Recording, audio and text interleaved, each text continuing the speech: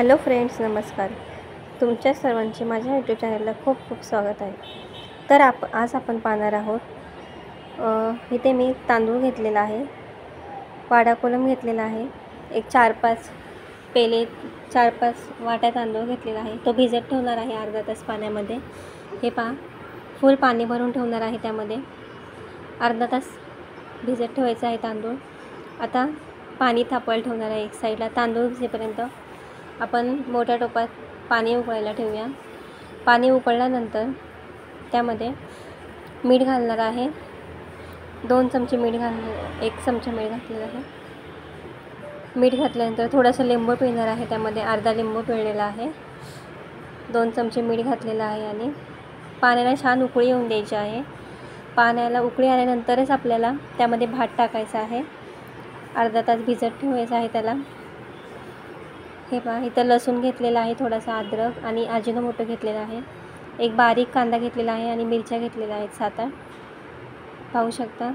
कोबी घेतलेला आहे, एक छोटा गाजर घेतलेला आहे, 2 शिमला घेतलेल्या आहेत बारीक, आणि कांद्याची पात घेतलेली आहे थोडीशी बारीक कापून. सर्व भाज्या स्वच्छ धुवून घेतलेल्या आहेत. आता पाण्यानं उकळी आलेली आहे आपल्या. आपण त्यामध्ये तांदूळ घालणार आहोत. मी 8 ते 10 लोकांचा फ्राईड राईस करणार आहे हा, त्यामुळे प्रमाण जास्त आहे थोडंसं भाज्यांचं.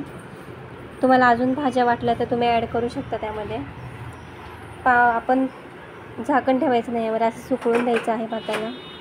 कढई ठेवलेली आहे, आता मोठी कढई आहे, त्यामध्ये 4 पळ्या तेल घातलेलं आहे.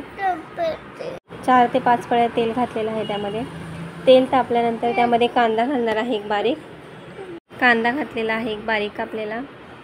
आता त्यामध्ये मिरच्या घालणार आहे हिरव्या. एक 4-5 मिरच्या घेतल्या होत्या, त्या कापून घातलेल्या आहेत. मोठे खाप केलेले आहेत मिरचीचे, बारीकसुद्धा करू शकता तुम्ही. कांदा छान परतून घ्यायचा आहे आता आपल्याला. हे पहा, कांदा आणि मिरची आपल्याला छान फ्राय करून घ्यायचं आहे. थोडंसं भाजून घेऊ आपण कांदा. त्यामध्ये आलं घालणार आहे, बारीक कापून घेतलेलं आहे आलं. लसूण घातलेलं आहे, लसूणसुद्धा बारीक कापून घेतलेला आहे.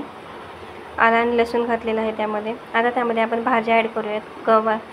गाजर घातलेलं आहे, उभे काप केलेत गाजराचे, दिसू शकतात, छान दिसतात उभे काप केलेले. शिमला घातलेली आहे, शिमलासुद्धा उभी कापून घेतलेली आहे. बारीक पातळ असे काप केलेले आहेत शिमलाचे. शिमलाचेसुद्धा पातळ असे काप केलेले आहेत आपण. आता भाज्या आपण स्वच्छ धुवून घेतलेल्या आहेत यामध्ये टाकण्याच्या आधी, त्यामुळे आता आपण कच्च्याच भाज्या आहेत, आपण आधी शिजवलेल्या नाही आहेत भाज्या. आता आपण तेलावर जरा त्याला छान फ्राय करून घेऊ, जेणेकरून ते चांगले शिजतील. आता कोबी घालणार आहे त्यामध्ये. सर्व भाज्या नीट स्वच्छ धुवून घेतलेल्या आहेत, पाहू शकता. आता आपण कोबी घातलेला आहे. कोबी आता आपण सर्व भाज्या एकत्र छान हलवून घेऊयात. गॅस थोडासा मोठाच ठेवूया आपण, जेणेकरून आपल्या भाज्या लवकर भाजतील, कढईला लागणार नाही. पटकन भाजून घेऊया आपण. आता आपण भाज्या आपल्या तेलामध्ये चांगल्या फ्राय होत आलेल्या आहेत आता बऱ्यापैकी. हे पाहू शकता तुम्ही, भाज्या आता फ्राय होत आलेल्या आहेत बऱ्यापैकी. छान हलवून घेऊया आपण त्याला. मस्त आता भाज्या आपल्या शिजलेल्या आहेत, बऱ्यापैकी भाज्या शिजलेल्या आहेत आपल्या. कच्च्या भाज्या होत्या, त्यामुळे भाज्यांना शिजायला थोडा टाईम लागेल. एक 10 मिनटं लागतील. भाज्या शिजलेल्या आहेत आपल्या. मीठ घालणार आहे त्यामध्ये.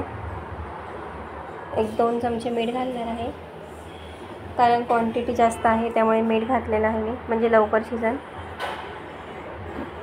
थोडंसं मिठाने भाजी लवकर शिजते, पटकन मऊ होईल म्हणजे. हे पहा, बारीक गॅस आपल्याला ह्याला छान फ्राय करून घ्यायचं आहे. आपण फ्राय करून घेणार आहोत त्याला, छान मस्त फ्राय करून घेणार आहोत. हे पहा, गाजर दबलं जाते आपलं. आता आपण त्यामध्ये अजिनोमोटो घालणार आहोत. 1-2 चमचे अजिनोमोटो घातलेला आहे. आता ह्यामध्ये सॉस घालणार आहे मी. हे पहा, हा डार्क सोया सॉस घालणार आहे. 2 टेबलस्पून सोया सॉस घातलेला आहे, पाहू शकता.